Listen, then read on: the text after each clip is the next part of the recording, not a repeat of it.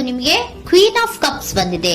ನಿಮ್ಮ ಲವ್ ಲೈಫಿನ ವಿಚಾರವಾಗಿ ಬಹಳ ಕೇರಿಂಗ್ ಅನ್ನ ಮಾಡ್ತಾ ಇರುವಂತಹದ್ದು, ಅದ್ರ ಬಗ್ಗೆನೇ ನೀವು ಯೋಚನೆಯನ್ನ ಮಾಡ್ತಾ ಇರುವಂತಹದ್ದು, ಒಂದು ಸ್ಟೇಬಲ್ ರಿಲೇಶನ್ಶಿಪ್ ಅನ್ನ ಉಳಿಸ್ಕೋಬೇಕು ಅನ್ನುವಂತಹ ಆಲೋಚನೆಯನ್ನ ಮಾಡ್ತಾ ಇರುವಂತಹದ್ದು ರೆಪ್ರೆಸೆಂಟ್ ಆಗ್ತಾ ಇದೆ. ಪಾಸ್ಟಿನ ಬಗ್ಗೆ ಹೇಳೋದಾದ್ರೆ ಎಲ್ಲವೂ ಚೆನ್ನಾಗಿಯೇ ಇತ್ತು. ಫುಲ್ ಕಾರ್ಡ್ ರೆಪ್ರೆಸೆಂಟ್ ಆಗ್ತಾ ಇದೆ ಅಂದ್ರೆ ಜಾಯ್ಫುಲ್ ಆಗಿತ್ತು, ಚೆನ್ನಾಗೇ ಮಾತಾಡ್ತಾ ಇದ್ರಿ, ಖುಷಿಯಾಗಿದ್ರಿ, ಖುಷಿಯಾಗಿ ಓಡಾಡೋದು ಎಲ್ಲವನ್ನೂ ಕೂಡ ನೀವು ಮಾಡಿರುವಂತಹದ್ದು ರೆಪ್ರೆಸೆಂಟ್ ಆಗ್ತಾ ಇದೆ.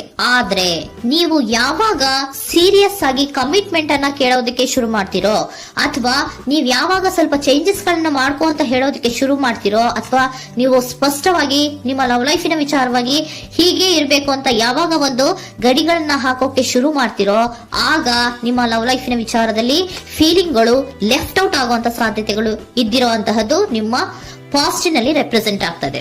ನೀವೇನಾದ್ರೂ ಹಾಗಿರ್ಬೇಕು ಹೀಗಿರ್ಬೇಕು ಅಂತ ಏನಾದ್ರೂ ನೀವು ಅವ್ರಿಗೆ ಹೇಳಿದ್ರೆ ಅವರು ನಿಮ್ಮಿಂದ ಸ್ವಲ್ಪ ಸ್ವಲ್ಪ ದೂರ ಹೋಗಿರುವಂತಹದ್ದು ರೆಪ್ರೆಸೆಂಟ್ ಆಗ್ತಾ ಇದೆ. ಯಾಕಂದ್ರೆ ನೀವು ಖುಷಿಯಾಗಿರ್ಬೇಕು, ಸಂತೋಷ ಆಗಿರ್ಬೇಕು ಅಷ್ಟನ್ನ ಮಾತ್ರನೇ ಅವರು ಎಕ್ಸ್ಪೆಕ್ಟ್ ಅನ್ನ ಮಾಡುವಂತಹದ್ದು. ಈಗ ಸದ್ಯದ ಮಟ್ಟಿಗೆ ಅವರು ನಿಮ್ಗೆ ಯಾವುದೇ ರೀತಿಯ ಸೀರಿಯಸ್ ಕಮಿಟ್ಮೆಂಟ್ ಗೆ ಒಳಗಾಗುವಂತ ಸಾಧ್ಯತೆಗಳು ಯಾವುದು ಇದ್ದಿರೋ ಮಟ್ಟಿಗೆ ನಿಮ್ಮ ಪಾಸ್ಟ್ ನಲ್ಲಿ ರೆಪ್ರೆಸೆಂಟ್ ಆಗ್ತಾ ಇಲ್ಲ. ಈ ಪರ್ಸನ್ ಏನು ಈ 4 ಕಾರ್ಡ್ ಬಂದಿದೆಯೋ, ಈ ಪರ್ಸನ್ ಸೀರಿಯಸ್ ಕಮಿಟ್ಮೆಂಟ್ ಗೆ ಸಿಗುವಂತಹ ಸಾಧ್ಯತೆಗಳು ಇದ್ದಿರೋ ಮಟ್ಟಿಗೆ ನಿಮ್ಮ ಪಾಸ್ಟ್ ನಲ್ಲಿ ಕಾಣಿಸ್ತಾ ಇಲ್ಲ. ಆಗ ಅವರಿಗೆ ಫೀಲಿಂಗ್ ಲೆಫ್ಟ್ ಔಟ್ ಆಗಿರುವಂತಹದ್ದು, ಅವರು ಸ್ವಲ್ಪ ಸ್ವಲ್ಪ ಚೇಂಜ್ ಆಗಿ ನಿಮ್ಮಿಂದ ದೂರ ಹೋಗಿರುವಂತಹದ್ದು ಈ ಕಾರ್ಡಿನಲ್ಲಿ ರೆಪ್ರೆಸೆಂಟ್ ಆಗ್ತಾ ಇದೆ. ಅಟ್ ದ ಪ್ರೆಸೆಂಟ್ ನಲ್ಲಿ ನಿಮಗೆ ಬಂದಿರುವಂತಹ ಕಾರ್ಡ್ ಏನು, ವೀಲ್ ಆಫ್ ಫಾರ್ಚೂನ್. ಬದಲಾವಣೆಯ ಮಾರ್ಗವನ್ನ ನೀವು ಹಿಡಿಬೇಕು, ಅಂದ್ರೆ ಬದಲಾವಣೆ ಆಗ್ಬೇಕು. ನೀವು ಅವರು ಸೀರಿಯಸ್ ಕಮಿಟ್ಮೆಂಟ್ ಅನ್ನ ಕೇಳಿದಾಗ ಅವರು ನಿಮ್ಮಿಂದ ದೂರ ಹೋಗಿದ್ದಾರೆ ಅಂದ್ರೆ ನೀವೇನ್ ಮಾಡ್ಬೇಕು, ಅಟ್ ಪ್ರೆಸೆಂಟ್ ನಲ್ಲಿ ಬದಲಾವಣೆಯ ಮಾರ್ಗವನ್ನ ಹಿಡಿಬೇಕು. ಬದಲಾವಣೆಯ ಮಾರ್ಗವನ್ನ ಮಾಡ್ಕೊಳ್ಳೋಕೆ ಹೋಗ್ತೀರಾ, ಆದ್ರೆ ನಿಮ್ ಕೈಲಿ ಆಗ್ತಾ ಇಲ್ಲ. ಯಾಕಂದ್ರೆ ವೀಲ್ ಆಫ್ ಫಾರ್ಚೂನಿನ ಕ್ಲಾರಿಫಿಕೇಶನ್ ಕಾರ್ಡ್ ಬಂದಿರುವಂತಹದ್ದು ಯಾವುದು, ಡೆವಿಲ್ ಕಾರ್ಡ್ ರೆಪ್ರೆಸೆಂಟ್ ಆಗ್ತಾ ಇದೆ. ಡೆವಿಲ್ ಕಾರ್ಡ್ ಏನನ್ನ ರೆಪ್ರೆಸೆಂಟ್ ಮಾಡುತ್ತೆ, ಅಡಿಕ್ಷನ್ ಅನ್ನ ರೆಪ್ರೆಸೆಂಟ್ ಮಾಡುತ್ತೆ. ಯಾವಾಗ್ಲೂ ಅವರ ಬಗ್ಗೆನೇ ಯೋಚನೆ ಮಾಡ್ತಾ ಇರೋದು, ಅದ್ರ ಬಗ್ಗೆನೇ ಥಿಂಕ್ ಮಾಡ್ತಾ ಇರೋದು. ಸ್ವಲ್ಪ ಬದಲಾವಣೆ ಮಾಡ್ಕೊಳಕ್ ಹೋಗ್ತೀರಾ, ಮತ್ತೆ ಪುನಃ ವಾಪಸ್ ಹಿಂದಕ್ಕೆ ಬರ್ತೀರಾ, ಮತ್ತೆ ಆಲೋಚನೆಯನ್ನ ಮಾಡೋಕೆ ಶುರು ಮಾಡ್ತೀರಾ. ಆ ಕಾರಣವಾಗಿಯೇ ನಿಮ್ಗೆ ನೋವುಗಳು ಆಗ್ತಾ ಇರುವಂತದ್ದು ಅಟ್ ಪ್ರೆಸೆಂಟ್ ನಲ್ಲೂ. ನೀವು ಬದಲಾವಣೆ ಆಗೋಕೆ ಹೋಗ್ತೀರಾ, ಎಲ್ಲಿ ಬದಲಾವಣೆ ಆಗ್ತಾ ಇದ್ದೀರಾ, ಎಲ್ಲಿ ಚೇಂಜಸ್ ಆಗ್ತಾ ಇದ್ದೀರಾ, ನೀವು ಆಗ್ತಾ ಇಲ್ಲ.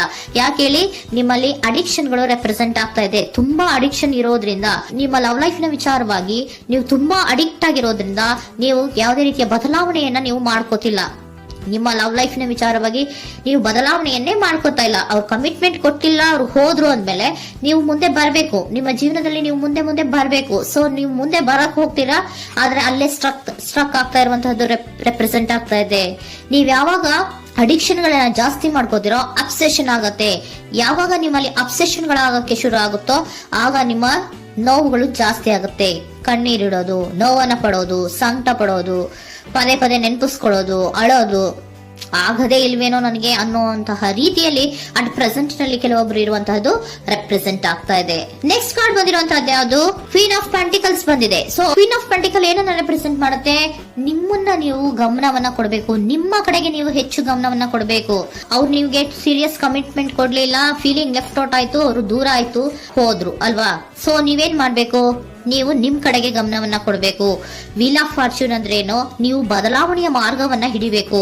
ಬದಲಾವಣೆಯ ಮಾರ್ಗವನ್ನ ಮಾಡ್ಕೊಳ್ಳೋದಕ್ಕೆ ಹೋದ್ರೂ ಕೂಡ ಮತ್ತೆ ವಾಪಸ್ ಹಿಂದೆ ಬರೋದು, ಮತ್ತೆ ಅಡಿಕ್ಷನ್ ಆಗೋದು, ಮತ್ತೆ ನೆನಪಿಸ್ಕೊಳ್ಳುವಂತಹದ್ದು, ಮತ್ತೆ ನೋವನ್ನ ಪಡುವಂತಹದ್ದು ನಿಮ್ಮಲ್ಲಿ ರೆಪ್ರೆಸೆಂಟ್ ಆಗ್ತಾ ಇದೆ. ನೀವು ಈ ಅಡಿಕ್ಷನ್ ಗಳಿಂದ ನೀವು ಆಚೆ ಬರಬೇಕು ಅಂದ್ರೆ ನಿಮ್ಮನ್ನ ನೀವು ಬ್ಯುಸಿಯಾಗಿ ಇಟ್ಕೋಬೇಕು.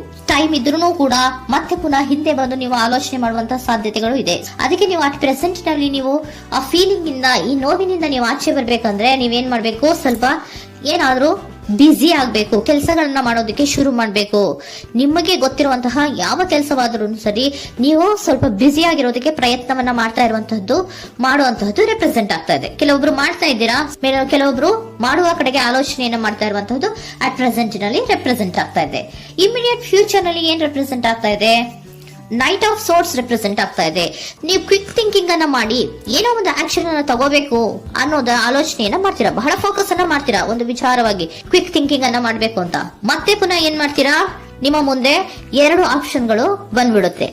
ಯಾವ್ದು ಮಾಡ್ಲಿ, ಹೇಗ್ ಮಾಡ್ಲಿ, ಏನ್ ನನ್ ಕೈಲಿ ಆಗ್ತಾ ಇಲ್ವಲ್ಲ ಮರೆಯೋದಕ್ಕೆ, ಮುಂದೆ ಹೋಗೋಣ ಅಂತೀನಿ, ಮತ್ತೆ ಏನಿದು ಕನ್ಫ್ಯೂಷನ್ ಅಂತ, ಮತ್ತೆ ಕನ್ಫ್ಯೂಷನ್ ಅಲ್ಲಿ ಇರುವಂತಹದ್ದು ಇಮಿಡಿಯೇಟ್ ಫ್ಯೂಚರ್ ನಲ್ಲಿ ರೆಪ್ರೆಸೆಂಟ್ ಆಗ್ತಾ ಇದೆ. ನೀವೇನ್ ಮಾಡ್ಬೇಕು, ಈ 2 ಆಯ್ಕೆಗಳಲ್ಲಿ ನಿಮಗೆ ಯಾವ ಆಯ್ಕೆ ಬೇಕು ಅನ್ನೋದನ್ನ ಫಸ್ಟ್ ಆಲೋಚನೆಯನ್ನ ಮಾಡಿ ನಂತರ ನಿರ್ಧಾರವನ್ನ ಮಾಡಬೇಕಾಗುತ್ತೆ.